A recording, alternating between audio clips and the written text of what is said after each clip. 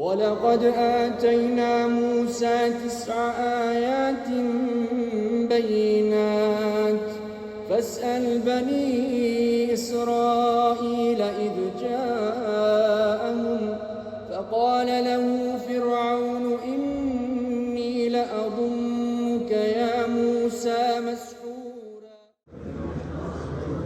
السلام عليكم ورحمة الله وبركاته. بسم الله والحمد لله والصلاة والسلام على رسول الله. أسأل الله العظيم الجليل أن يجعل جمعنا هذا جمعا مرحوما ولا يجعل من بيننا شقيا ولا محروما. أسأل الله العظيم أن يكتبنا في الصالحين ويدخلنا في الصالحين ويجعلنا من المخلصين المخلصين في سبيله وابتغاء مرضاته. رب اشرح لي صدري ويسر لي أمري واحلل عقدة من لساني يفقهوا قولي. لازلنا مع موسى عليه الصلاة والسلام وبنو إسرائيل وهم في التيه. We are still with the story of Musa عليه الصلاة والسلام and Banu Israel, as Allah subhanahu wa ta'ala condemned them for 40 years to be lost in the desert. التيه يتيهون في الأرض, meaning they are going around in circles in a dry, desolate desert. And this is all because of their disobedience and their arrogance. When Musa alayhi salam, he told them that Allah Azza wa Jal has commanded us to fight to obtain the promised land of Bayt al-Maqdis. وَكَفَرُوا وَجَحَدُوا, and they disbelieved and they disobeyed. And they said to Musa, go you and your Lord and fight. نَحْنُ هَاهُنَا قَاعِدُونَ. And we went over so many trials and tribulations that have overcome them as they were in the desert, and Allah subhanahu wa ta'ala blessed them with food in abundance and sustenance. مِنْ غَيْرُ لَا يَحْتَسِبُونَ. And Allah subhanahu wa ta'ala يَمُنُّ عَلَيْهِمْ, He showered them with His mercy and His favors, and still, despite of all of this, they continued to disobey, they continued to transgress. And some of the ulama, they said that the reason why Allah subhanahu wa ta'ala حكم عليهم 40 سنة, condemned them for 40 years, is because this 40 years was to be a transition. And so the people that initially disbelieved and were cowards from them would die off or would age. So the person who was 40 at the time, by the end of the 40 years would be 80. And the person that was young relatively would be a little bit younger or older after. So the 40 years period was a transition of generations. وَلِلَّهِ حِكْمَةٌ بَالِغَةٌ فِي أَمْرِهِ. And we mentioned how they were put through the trial, the fitna of the golden calf that As-Samiri crafted, Al-Ijl, the one that he crafted, and he confused them to believe that this is Ilahu Musa wa ilahukum fanasi. And we also mentioned how because of that fact Allah subhanahu wa ta'ala cursed them, and their tawbah was that they would fight each other, and over 70,000 of them would die. And Musa alayhi salam then chose 70 of the best amongst them to make tawbah, and they also disbelieved.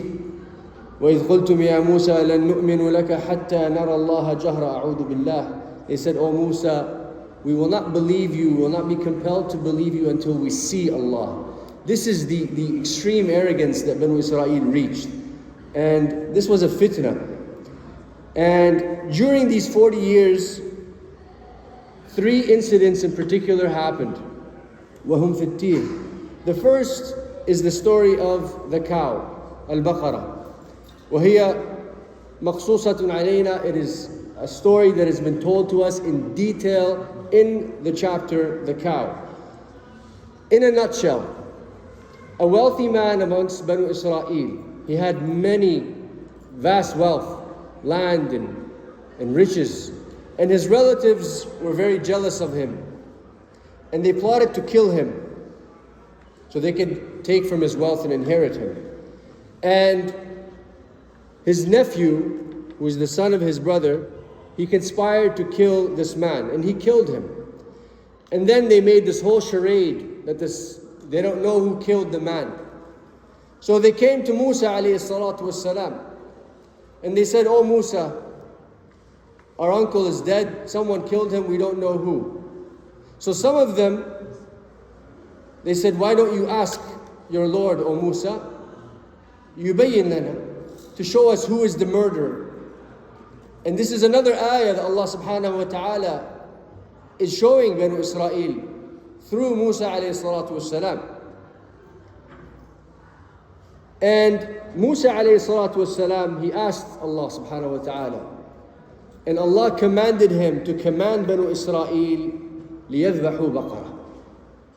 So here they come to Musa alayhi salam with a big issue. There's been a murder, it's an unsolved murder. We're looking for the guilty party. And this is what Musa alayhi salatu wasalam was commanded to tell them. You must slaughter a cow. So when they heard this shows you the level of disbelief that Banu Israel is in. Instead of saying sam'an wa ta'a, they said, "We're asking you about a murder, you want us to slaughter a cow. What do the two have in relevance?" Yani? So right away, they began to mock. وَاسْتَهْزَأُوا بِنَبِيِّهِمْ. And this shows you the level of arrogance. Here you have a messenger, a prophet of Allah subhanahu wa ta'ala. He has come to you with the commands of Allah subhanahu wa ta'ala. مُرْسِلٌ إِلَيْكُمْ. He's brought you the guidance from Allah subhanahu wa ta'ala. كَلِيمُ اللَّهِ مِنْ أُولِي الْعَزْمِ وَنَجَّاكُمْ مِنْ آلِ فِرْعَوْنَ يَسُومُونَكُمْ سُوءَ الْعَذَابِ. And then you question what he's saying? يعني this shows you the level of disbelief. ونسأل الله العفو والعافية. ولو كانت أمة محمد صلى الله عليه وسلم على هذا الضلال لبدلنا الله. And it is because of the ta'ah that Allah subhanahu wa ta'ala instilled in the Sahaba ridwanullahi alayhim that we are here today. يعني this is لا شك يا إخوان. You have to realize that the Sahaba في أعلى مرتبة. They are of the highest, most pinnacle members of humanity. لأن الله عز وجل, He made them companions to Rasulullah sallallahu alaihi wasallam. فكانوا يسمعون الأمر ويطيعون. They would hear and obey. If he said sit, they would sit. Stand, they would stand. This is the mu'jiza of Islam. And al-Arab, the Arabs, أشد بطش. They were more arrogant than Banu Israel. They were more entitled. ولكن أدبهم الله بالإسلام. Allah subhanahu wa ta'ala brought them to the most beautiful adab with this deen of al-Islam and with the khuluq of Rasulullah sallallahu alayhi wa sallam. ولكن Banu Israel, as soon as Musa alayhi salam, he said, okay, if you guys want to determine who killed this man, Allah said, you must slaughter a cow. أَتَتَّخِذُنَا هُزُوًا? Are you joking? That's what they said. Are you mocking us? And then they began to mock. They said, what do you mean? What kind of cow? So now they're poking fun. Now they're being sarcastic. So he said to them, it is a cow. It's not old, it's not young. They said, well, give us more detail. ما لونها? What does it serve? What color is it? What purpose? Where is it? قال ابن عباس رضي الله عنه, if they slaughtered any cow, it would have sufficed. ولكن بكثرة سؤالهم, because they kept asking and pestering and challenging, Allah Azza wa Jal شدد عليهم. And this is why نهانا نبي الله صلى الله عليه وسلم عن كثرة السؤال. Don't ask too many questions. And I remember I told you guys, the Diyana of Banu Israel, عليهم تشديد عجيب. عجيب. They have such a constrained religion because of their masail. And I mentioned to you guys, if one of them got najasa on his stove or her thobe, you cannot simply wash it off. You must cut that piece out and patch it. or else throw the entire garment. Because of their insistent nature and arrogance, Allah Azza wa Jal, He made it difficult for them. And likewise in this story, when they kept asking what kind of cow, how old is it, what color is it? During this time, there was a young man who was orphaned. His father passed away from Banu Israel, and they were impoverished. It was him and his mother. And the only thing that this young boy inherited was a cow. And this cow was unlike any other cow in the entire land. لَوْنُهَا صَفْرَاء. It was a golden color, free of any uyub, free of any imperfection. And it was an untamable cow. A cow that no one could use for work. No one could use for any milk or anything. It was wild, it would roam free, and no one could tame it. So this young boy, this is all he inherited from his father who passed away. And his mother, she told him, Ya ibni, ya bunay, perhaps now you need to sell the cow in order to gain some earnings, in order to build your future. So he said to her, Ya ummah, how much should I sell the cow for? She said, no less than 10 dinars. And at the time, this was a value, 10 dinars. So he went to the souk, to the market. And Allah subhanahu wa ta'ala sent him a malak, an angel, in the form of a man that came to purchase the very cow he was selling. And he said to him, Bikam tabi'uha? How much are you selling this cow for? And the boy, he said, as my mother has told me, I cannot sell it for any less than 10 dinars. So the angel said, and he does not know he is an angel, he said, I will offer you 12 dinars. It's more than what he expected, more than what he was supposed to get. So you and I, the capitalistic mindset that has been embedded in us, what would you do? Be honest with yourself. Yeah, let's take the 12, yeah? Ask for more. Ask for more. هذا بر بوالدته. This young man was dutiful to his mother. He said, I cannot. The sale agreement he has already made with his mother. And his mother has a share in this. So he said, I must consult with my mother.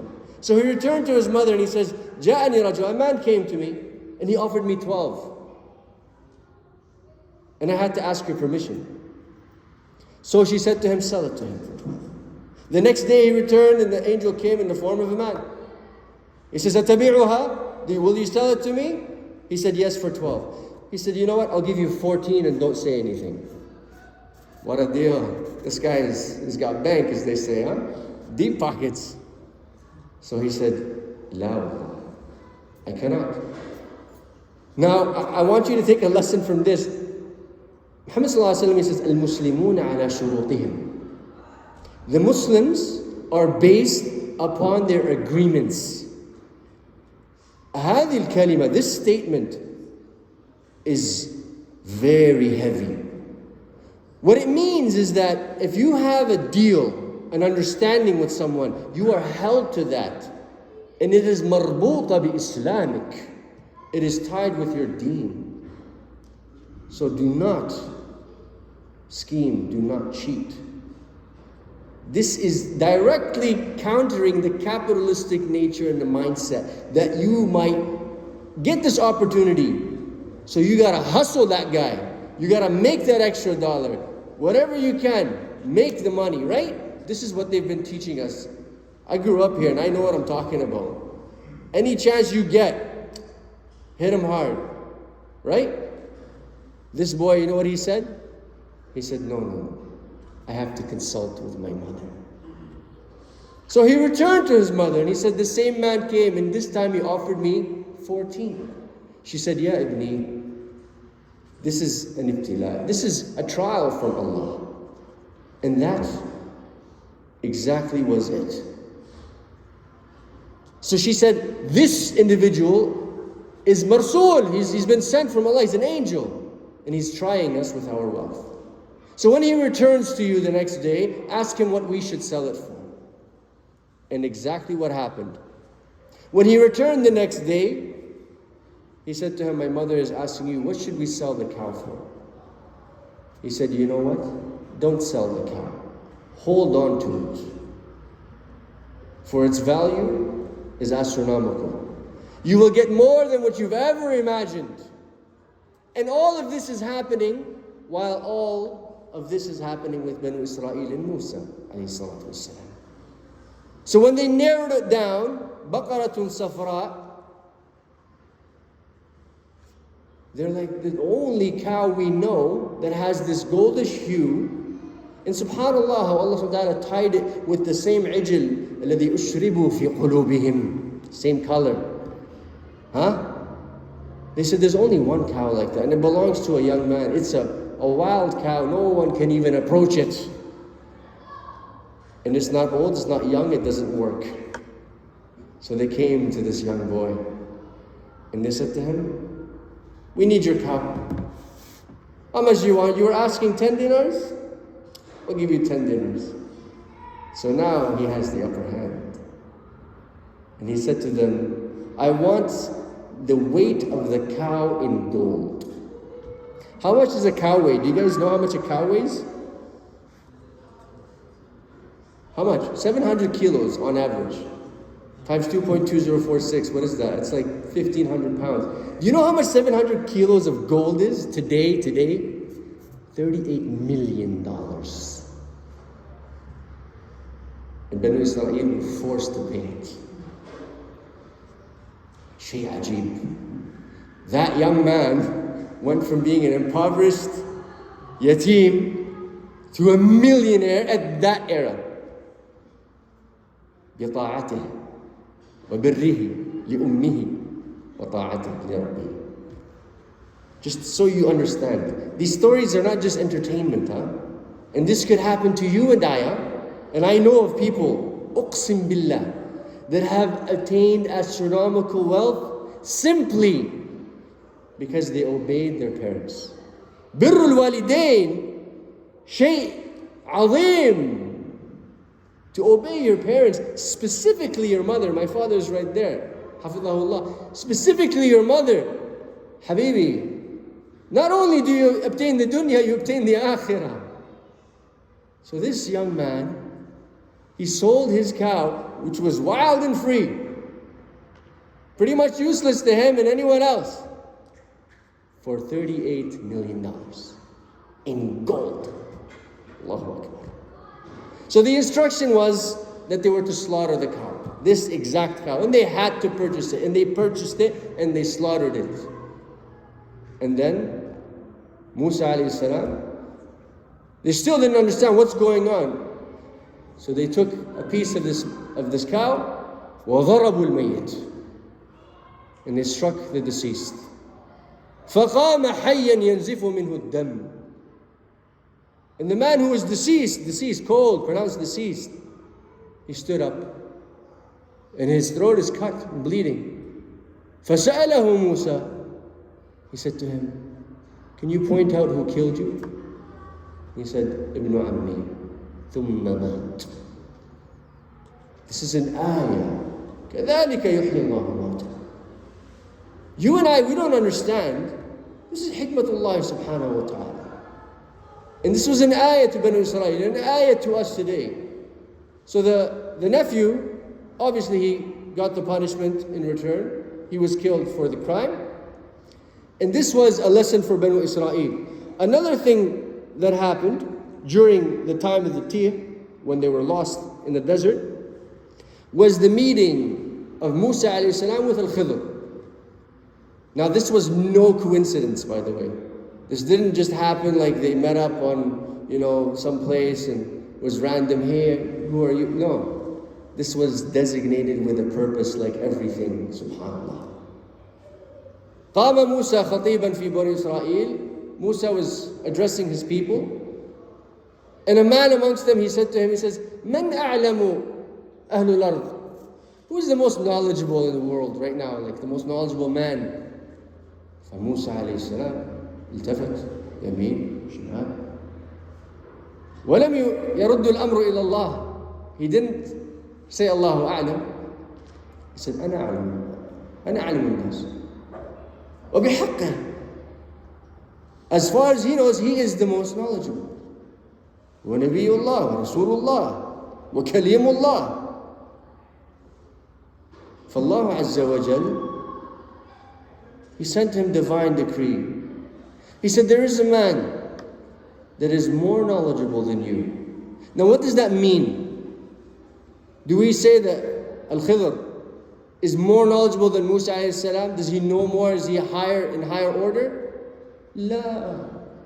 It means the knowledge that Al-Khidr has is more than what Musa has that is specific to him. And what Musa alayhi salatu wasalam has is more than Al-Khidr and what is specific to him.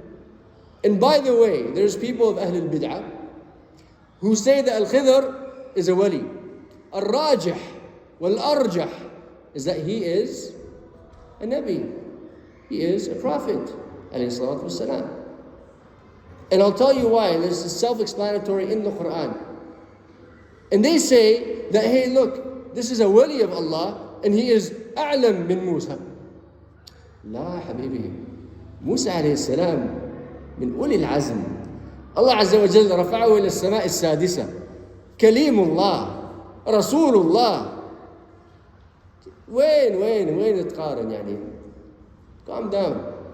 And the same people who speak like this, they say that Al-Khidr is still alive. هذا ولي يعني خالد.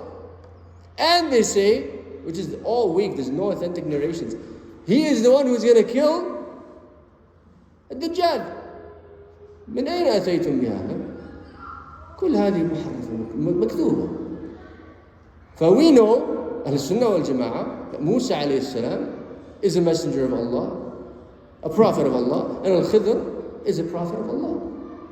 Alayhim salatu wassalam. So Allah Azza wa Jal, He advised Musa. He says, there is a man أعلم منك.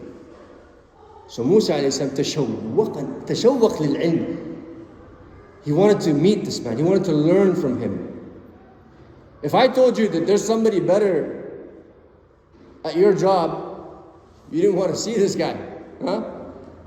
Because we have this ghira, this self-concerned, I am mightier and holier than thou, صح?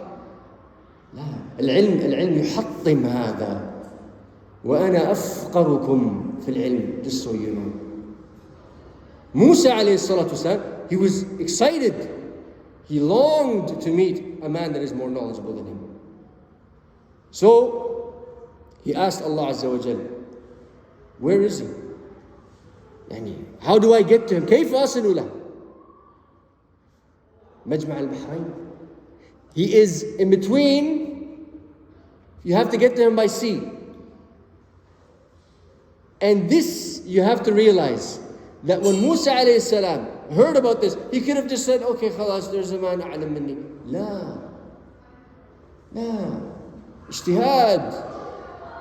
If you want something, تجتهد إليه, you want to get to something, you hasten towards it, you strive towards it. Nahna, we have this false notion, and I'm speaking about myself primarily, just so you know. Uqsim billah. We have this false notion, we want something, but just relax. It will come. Isn't that what we say? I'm the first one to, it's gonna come somehow. نحن ننتظر المعجزات. Musa alayhi salam says, لا. وإذ قال موسى لفتاه لا أبرح حتى أبلغ مجمع البحرين أو أمضي حقبة. Do you know what this means? He says, I will not rest until I find this man in the middle of the ocean, on some island. أو أمضي حقبة, meaning I will search for prolonged years, 7 سنين, 9 سنين.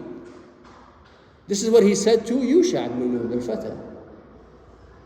So Allah subhanahu wa ta'ala commanded him, he says, go. He is in the ocean somewhere. فركب هو ويوشع ibn Nun al-Fata. And Yusha ibn Nun, subhanallah. We'll get to his story inshallah after this. And he said to him, what is the alama? What is the sign, O Allah? How do I know that I'm at the right place? He says, take a fish with you as food provision. And that fish, well, it's dead obviously, huh? that fish will come to life.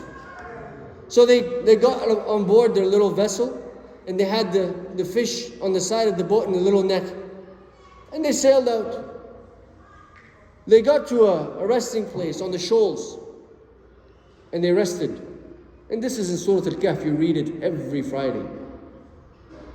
They rested, and Musa alayhi salam is fast asleep, and Yusha ibn Nun, he wakes up to a sound in the water. And there's a fish that's swimming in a very restricted area. And he looks at the basket and there's no fish, so that means it's that fish. But it didn't swim away. Amr Ajib. And then Musa alayhi salam awakens and he says, we've overslept, let's keep going. And they leave. They leave that place, Makan al-Sakhra.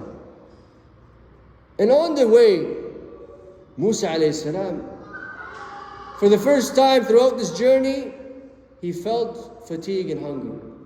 لَقَدْ لَقِينَا مِنْ سَفَرِنَا هَذَا نَصَبًا.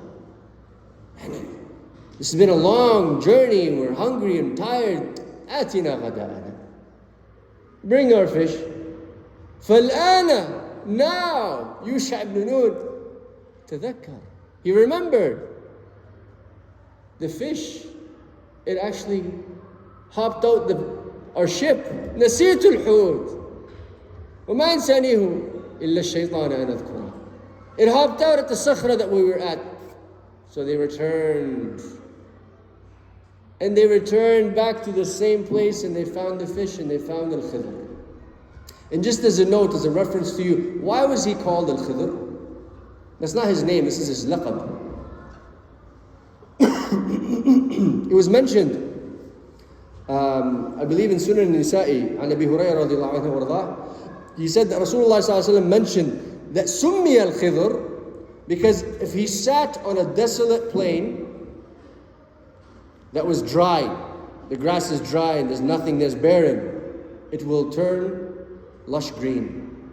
This is min the karamat that Allah subhanahu wa ta'ala gave this man, alayhi salatu wasalam. This is why he's named Al-Khidr. It's not his real name, this is his laqab, his nickname.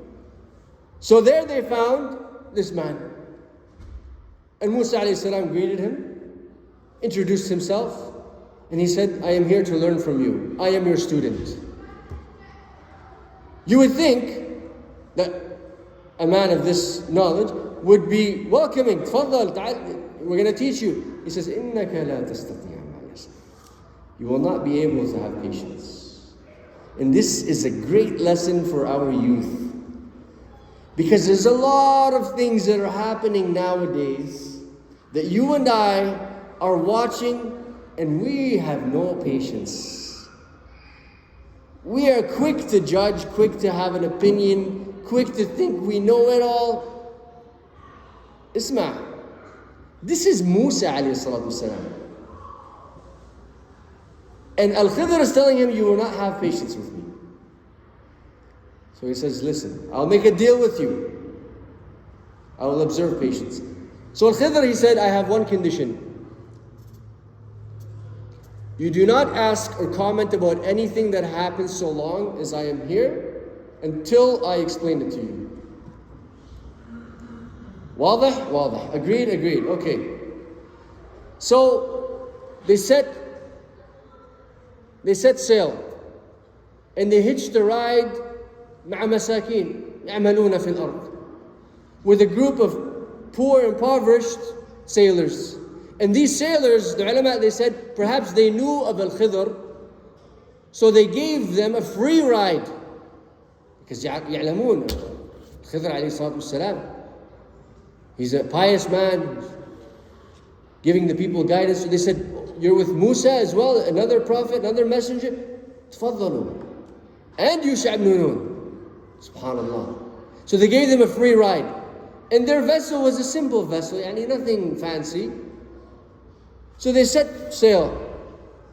And there they are, and Musa alayhi salatu wasalam, he's feeling welcomed and honored.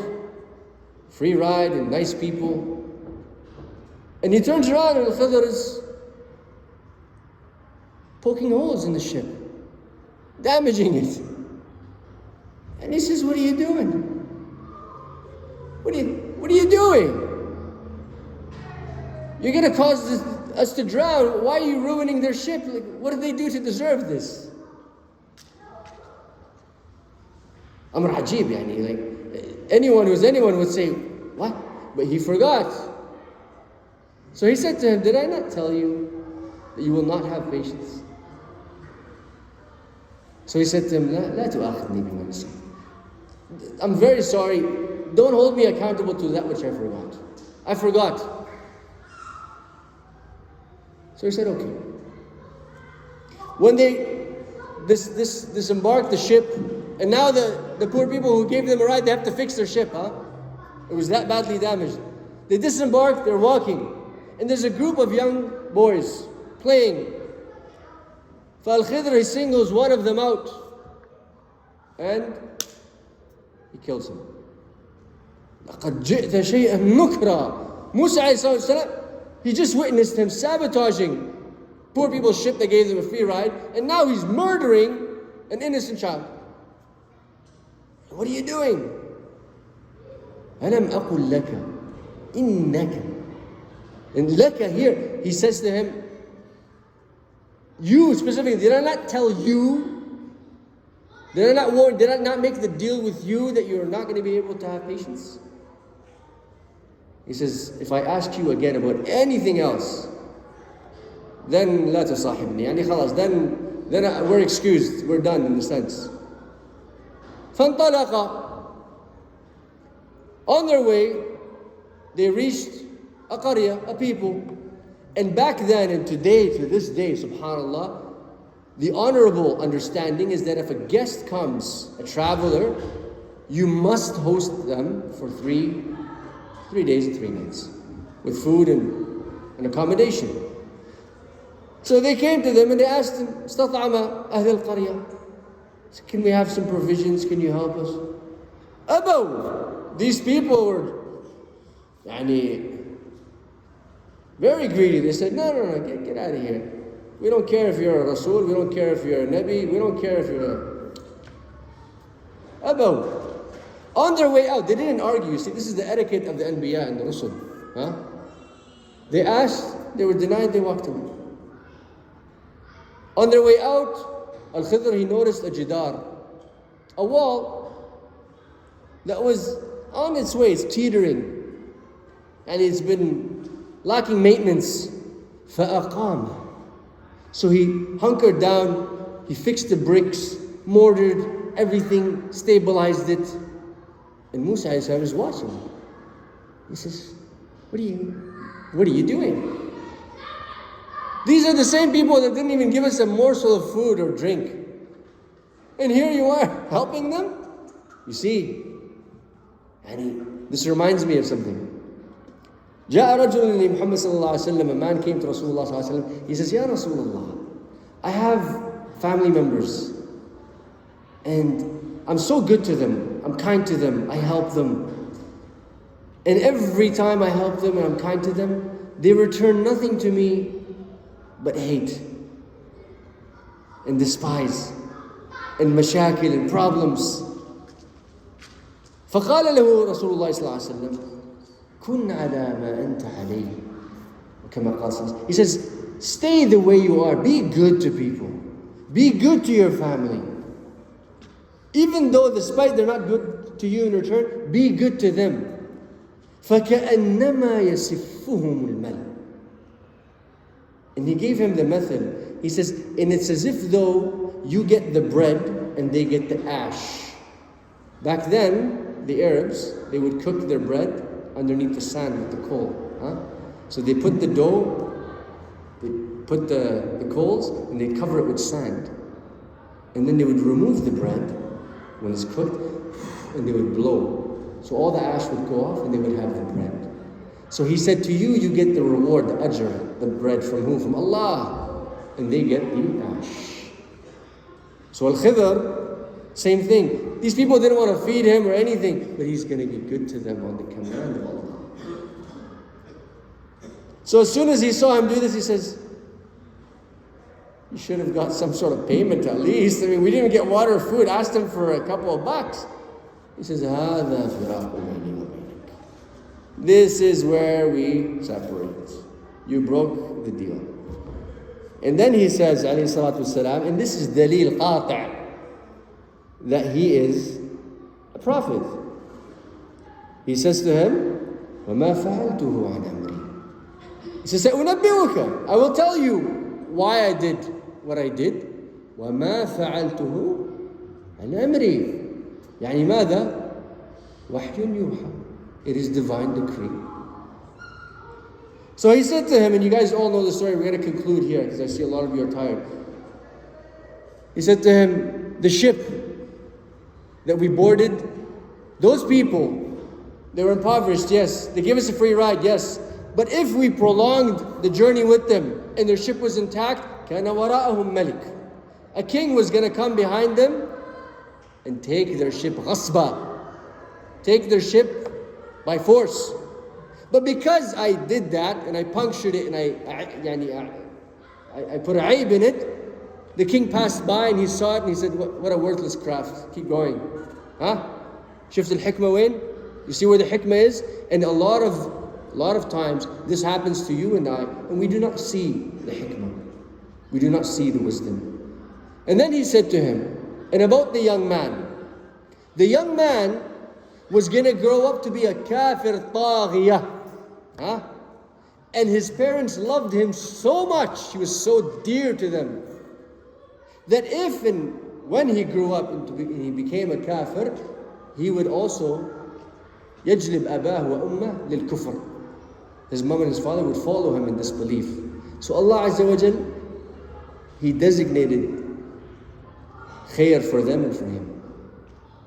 أنت ما تعلم وأنا ما أعلم. And the last deed where أقام الجدار, where he fixed the wall from falling, he says there is two young boys in the Medina and they were orphaned, weak, helpless, ضعفاء. And underneath that wall was a treasure in their warafa. And Allah subhanahu wa ta'ala, this is shay azim. He wanted their wealth to be preserved on the account of what? كان أبوهما. أبوهما, do you know from the tafsir who it was? It wasn't their dad. جدهما. جدهما السادس والسابع. Read the tafsir. Their great grandfather was a pious man. On account of his piety and his deeds, Allah Azza wa Jalla wanted to preserve their wealth. Generations after. فشفت الخير, do you see how الأعمال الصالحة كالشجرة الطيبة. You might do something right now. في سبيل الله مخلصا في سبيله لوجهه وابتغاء مرضاته. And it will affect generations after. What we are doing is we're so narrow-sighted. We only can see this far. لله حكمة بالغة. Put your faith in Allah subhanahu wa ta'ala and work for His pleasure. And by Allah, you will obtain it. أطلت عليكم. I'm very sorry that I prolonged it. Next week, inshallah, we'll discuss the tabut of Banu Israel, tabut al-Sakina, and a few other incidences. And inshallah, we will conclude قصة Musa. بارك الله لي ولكم بما سمعنا. استغفر الله لي ولكم. السلام عليكم ورحمة الله وبركاته.